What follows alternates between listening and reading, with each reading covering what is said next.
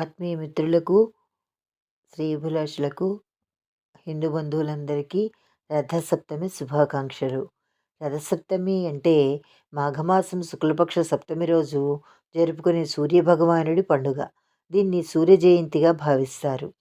ఈ రోజున సూర్యరథం ఉత్తరాయణంలోకి ప్రవేశిస్తుందని, సూర్యుడు 7 గుర్రాలతో రథంపై ప్రయాణం మొదలు పెడతాడని నమ్మకం.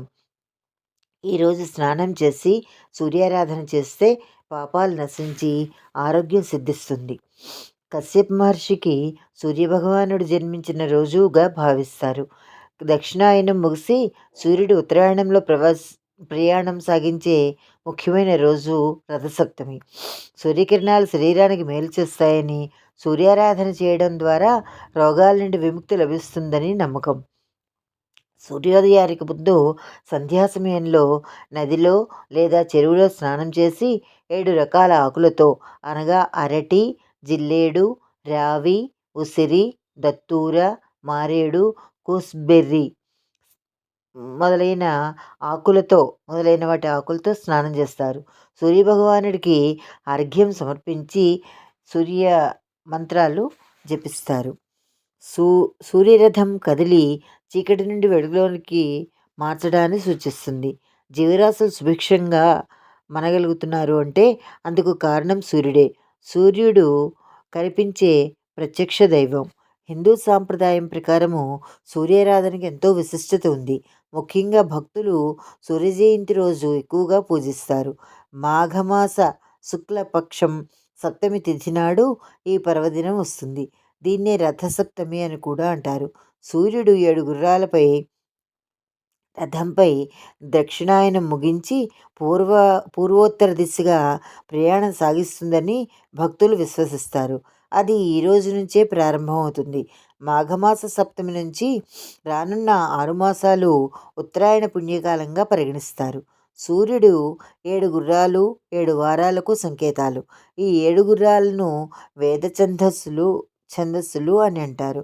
గాయత్రి, త్రిష్ణుప్, జగతి, అనుష్టుప్, పంక్తి, బృహతి, ఉష్ణిక్ అనే 7 గుర్రాలు రథంపై భానుడు స్వారీ చేస్తాడు. మేషం నుంచి మీనం వరకు ఉన్న 12 రాశులను పూర్తి చేయడానికి ఏడాది సమయం పడుతుంది. సూర్య జయంతి అంటే సూర్యుడి పుట్టినరోజు కాదు, రథాన్నెక్కి సూర్యుడు సాగించే ప్రయాణం ఈ రోజు నుంచి మొదలవుతుంది. భారతీయులు వేదకాలంలోనే ఈ ద్వాదశ ఆదిత్యులను కనుక్కున్నారు.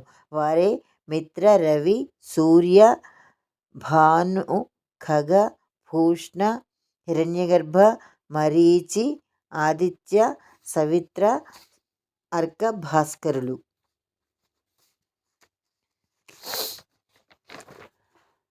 వీరే ద్వాదశ మాసాలకు అధిదేవతలు. వీటి కారణంగానే 12 రాశులు ఏర్పడ్డాయి. సూర్యుడు ఒక్కొక్క మాసంలో ఒక్కొక్క రాశిలో సంచరిస్తాడు. మాఘమాసంలో అర్కనామంతో సంచరిస్తాడు. మాఘం అంటే పాపం లేనిది అని అర్థం. పుణ్యాన్ని ప్రసాదించే మాసం కాబట్టి ఈ మాసాన్ని మాఘమాసం అంటారు. నిజానికి ఉత్తరాయణం మకర సంక్రాంతితో ఆరంభమైన రథసప్తమి నుంచే ఉత్తరాయణ పూర్తిగా గోచరిస్తుంది. దక్షిణాయనం నుండి విముక్తుడైన భాస్కరుడు ఈ రోజు నుంచే ఉత్తర దిక్కుగా ప్రకాశిస్తాడు. కాబట్టి రథసప్తమిని సూర్యగ్రహణ తుల్యంగా భావించి పితృదేవ ఋషి తర్పణాలను ఇవ్వాలనే నియమాన్ని నిర్ణయించారు.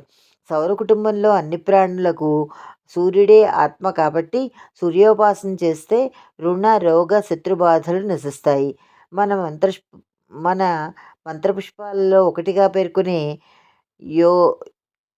యోపం పుష్పం వేద పుష్పవాన్ ప్రజావాన్ పశువాన్ భవతి అనే వాక్యాలు దీనికి సంబంధించినవే. సూర్యారాధన చేసేవారు పుష్పవంతుడు, సంతానవంతుడు, పశు సంపద సమృద్ధివంతుడు అవుతాడు. ఈ సూర్యకాంతిలోని కిరణాల ప్రభావం వల్లే శరీరానికి సహసిద్ధంగా విటమిన్ డి లభిస్తుంది. సూర్యకిరణాలు శరీరంపై తప్పక ప్రసరించాలి. అందుకే వైదిక వాంగ్మయం సంధ్యావందనం, సూర్య నమస్కారాలు, అర్ఘ్యప్రదానం మొదలైనవి ప్రక్రియలను ప్రవేశపెట్టింది.